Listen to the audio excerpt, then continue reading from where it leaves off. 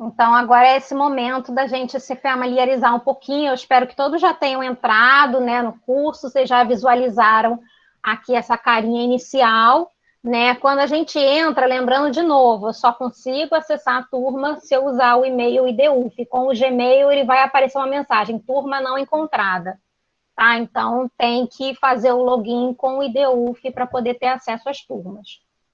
Como vocês estão inscritos nessas turmas como alunos, vocês só vão conseguir ver esses 3 primeiros itens aqui em cima: o mural, atividades e pessoas, tá? Notas, só o professor tem acesso, tá? Então, isso aqui é uma função exclusiva dos professores. Depois eu vou mostrar uma tela de aluno, vocês vão ver que as notas não aparecem. E aí uma pergunta que foi feita foi em relação ao mural. O mural, ele é utilizado geralmente como um quadro de avisos, né? Então, eu quero mandar um aviso que eu vou me atrasar, eu quero mandar um aviso de que eu vou estar numa sala diferente. Então, o local para a gente fazer isso é o mural. E ele é uma interface muito dinâmica, porque ele funciona tipo um feed de rede social, que ele vai sempre aparecendo em cima as últimas notícias, as últimas postagens. Então fica muito difícil de você se localizar pelo mural. Foi até um feedback que a gente recebeu da primeira turma, de que as pessoas ficaram um pouco perdidas, que não conseguiam se localizar. Então, eu vou pedir para vocês que vocês evitem se basear pelo mural. Vocês podem até olhar o mural, mas tudo que for relativo às atividades do curso tem que ser feita nessa abinha aqui, atividades, porque é aqui que vai estar tudo discriminado para vocês em termos do que tem que ser feito. Tá? O mural ele só funciona mesmo como esse quadro de avisos. Tá? Então, se a gente programar uma atividade, vai aparecer lá no mural que a gente programou que a gente postou uma atividade programada. Se eu mandar uma mensagem, vai aparecer. E depois na live da Caroline, ela também vai falar que eu posso configurar esse mural de 2 formas. Eu posso possibilitar que só o professor poste no mural, tipo um quadro de avisos, ou eu posso possibilitar que os alunos também postem, então eles também podem interagir. Mas aí você tem que ver qual é o seu objetivo, porque realmente fica muito difícil da gente acompanhar. Tá? Em termos do nosso curso, o que eu vou pedir é que vocês sempre se baseiem por essa abinha aqui, atividades. E aí, quando você clica aqui em atividades, vocês vão ver que está tudo organizado. No mural está tudo misturado, porque vai em ordem cronológica. No atividades, não, está tudo organizado de acordo com os módulos, né? Então, aqui em cima, a gente tem essa aba, esse primeiro tópico, que é o Comece por Aqui, né? Então, aqui vocês vão encontrar os materiais relativos ao nosso curso no geral, tá? Então, tem aqui a primeira mensagem de boas-vindas para vocês, tem aqui esse material que se chama Planejamento da Oficina. Então, aqui vocês vão encontrar o cronograma, e aí eu reforço para vocês a importância de seguir o cronograma do curso, seguir as atividades previstas para cada data, né? Porque, como eu falei, é um curso intensivo, a gente tem muitas atividades, a gente sabe que nem sempre dá para fazer, a gente está com outras atividades, mas se eu deixar acumular tudo para fazer no final de semana, primeiro, eu não vou dar conta, porque vai ter coisa demais. Segundo, eu vou atrapalhar o andamento da turma, porque tem atividades que dependem da interação e da colaboração. E terceiro, que é um outro problema para o lado do professor, né? A gente entra todo dia, a gente interage, a gente responde as dúvidas, mas às vezes a gente está na segunda semana e aparecem perguntas relativas à primeira semana. Então, às vezes, fica difícil da gente dar esse retorno para vocês. Então, assim, tentem se organizar para seguir as atividades de acordo com o cronograma. Se um dia ou outro não deu, tudo bem, né? O bom da educação online é essa flexibilidade. Contudo, como esse curso é intensivo, infelizmente as atividades tiveram que ser diárias. Tá? Quando a gente estiver trabalhando já com ensino remoto, o ideal é que vocês deem um prazo, geralmente de 1 semana, né, para que os alunos possam realizar as atividades. Tá? Mas para essa oficina a gente teve que fazer dessa forma para poder atender o máximo de professores no curto tempo que a gente tem. A gente tem um espaço aqui para troca, que é para vocês compartilharem algum material, né, que vocês encontrem, e o dúvidas, né? Então, a gente pede que vocês, por favor, concentrem o envio de dúvidas nesse espaço. Então, se eu tiver qualquer dúvida, manda por aqui, porque é mais fácil. Vocês vão ver depois, quando vocês estiverem administrando as turmas de vocês, que existem inúmeros lugares para os alunos comentarem, né? Então, para cada uma dessas atividades e materiais, o aluno pode comentar, ele pode fazer uma pergunta.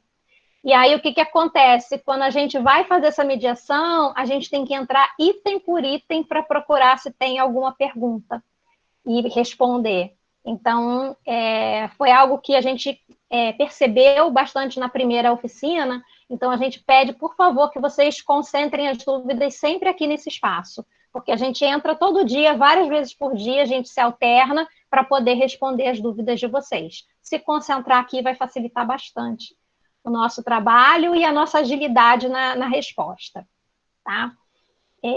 Tem um outro item, que é o tópico Nossa Biblioteca. Então, para ressaltar para vocês que esse material aqui, ele não é obrigatório. No entanto, ele é altamente recomendável, né? Então, a gente sempre sugere para cada aula, além dos materiais obrigatórios que estão nas atividades, a gente vai indicar textos, vídeos relacionados que vão ajudar bastante, tá? Então, priorizem aqueles obrigatórios e depois, se vocês tiverem um tempo, ou durante a semana, ou até mesmo depois do curso, voltem na biblioteca, porque são materiais que vão ajudar bastante vocês, principalmente na hora que vocês tiverem que montar as turmas, né, e efetivamente ingressar na educação online.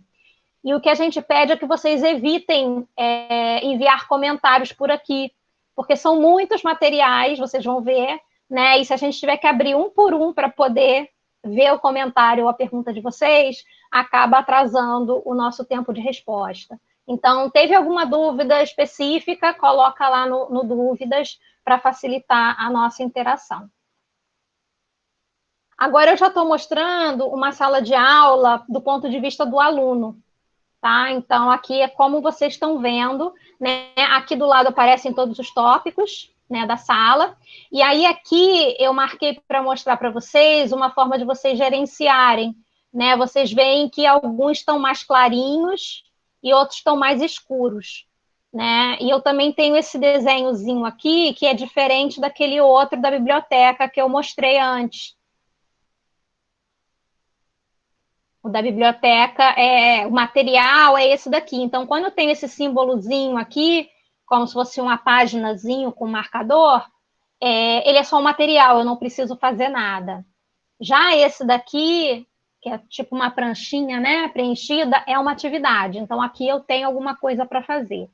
E eu consigo ver aqui o que eu já fiz e o que eu não fiz.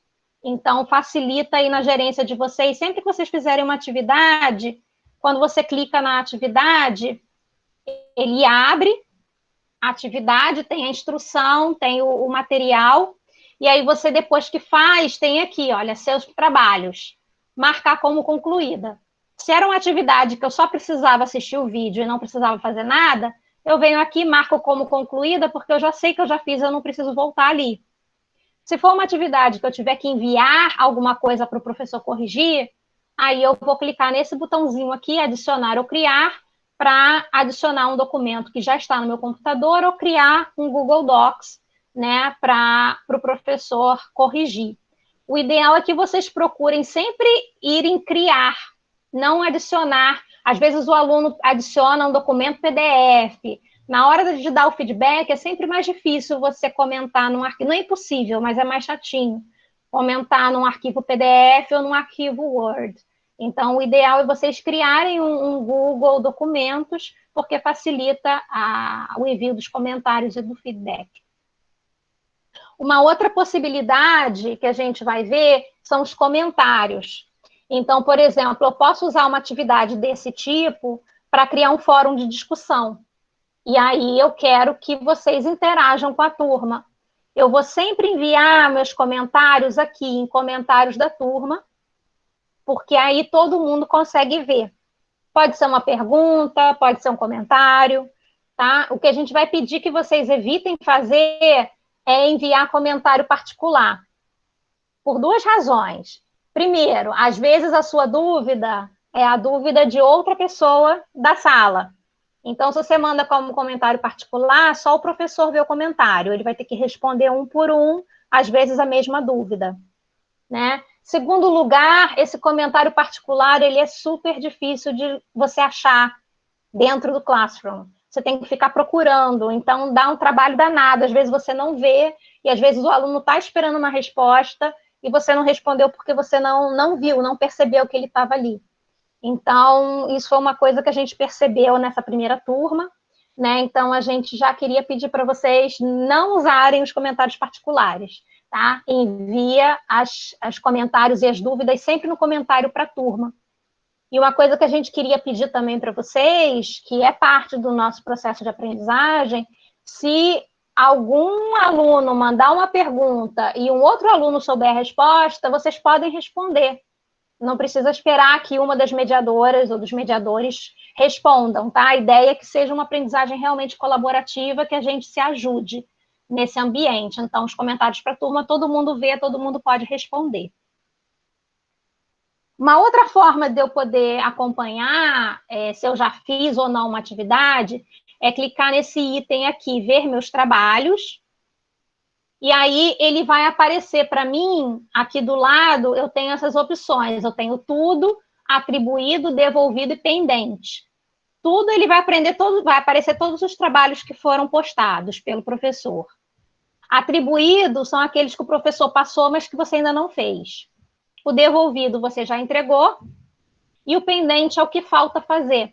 Então, quando você clica aqui no pendente, ele vai abrir para você só os trabalhos que você ainda não fez. Então, é uma forma de você controlar, porque às vezes tem muita atividade, você não sabe se já fez uma atividade ou não. Vem aqui no pendente, que aí você consegue ver uma por uma o que está faltando ser feita. Você abre a atividade, depois marca como concluída, porque aí ela sai do pendente para você e fica como concluída.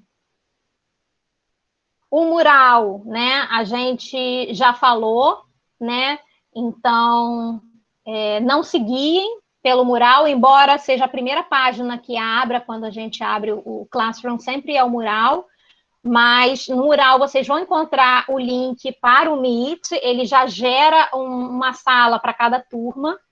Na turma de vocês, vocês não vão se guiar, tá, por esse link, porque como a gente está trabalhando com duas turmas juntas, a gente teve que criar uma outra sala para que todo mundo pudesse participar. Mas quando vocês criarem as turmas de vocês, vocês vão ver que vão aparecer aqui o link já da turma, e aí você sempre vai entrar pelo mesmo link, ok? Aí aqui eu botei um exemplo de uma mensagem, tá? Você pode decidir se o aluno pode comentar ou não. Então, aqui no caso, tem um comentário. E aqui, desse lado, é interessante porque ele te mostra as próximas atividades que você tem que entregar. Então, sempre que você abrir, você já consegue ver por aqui o que você tem que fazer. Mas, para ver a atividade, tem que ir lá no menuzinho Atividades.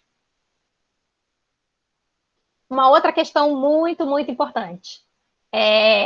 Uma queixa, digamos, que a gente recebeu foi em relação aos e-mails, né? O que acontece? O Google Classroom, ele já é configurado automaticamente, tudo que a gente cria, ele vai para a sua agenda.